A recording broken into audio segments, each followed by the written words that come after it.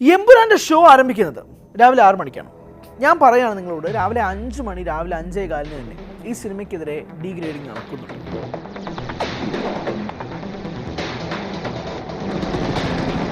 എമ്പുരാൻ സിനിമയ്ക്കെതിരെ രൂക്ഷ വിമർശനവുമായി RSS മുഖപത്രവും നേതാക്കളും.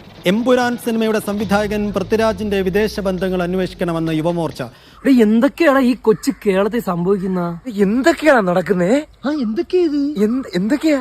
മോഹൻലാൽ ആരാധകരെ വഞ്ചിച്ചുവെന്നും പൃഥ്വിരാജ് ഹിന്ദു വിരുദ്ധ നിലപാട് സ്വീകരിച്ചു എന്നുമാണ് ഓർഗനൈസറിലെ വിമർശനം. പൃഥ്വിരാജിനെതിരായിട്ട് നിങ്ങൾ പറയുന്ന ഗുരുതരമായ ഒരു ആരോപണം, IS ബന്ധമാണ് ആരോപിക്കുന്നത്. നിങ്ങൾക്ക് അതിനെപ്പറ്റി പറയാൻ ഒരു തെളിവുണ്ടോ?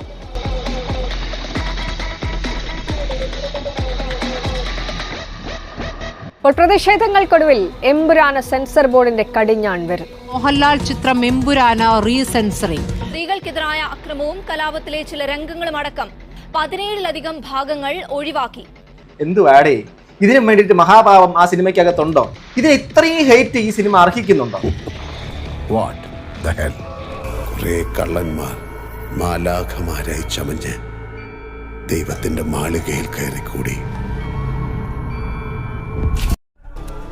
കാര്യങ്ങളൊക്കെ നമ്മൾ കണക്കൂട്ടിയെടുത്ത് തന്നെ എത്തി.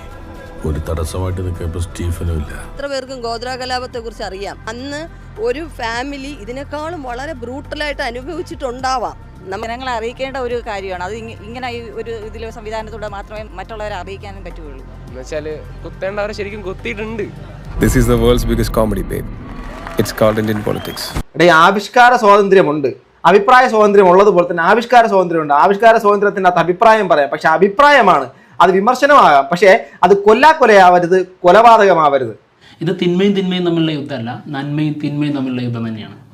നമ്മൾ എന്തായാലും നന്മയുടെ പക്ഷത്ത് തന്നെയാണ്. തീർച്ചയായിട്ടും.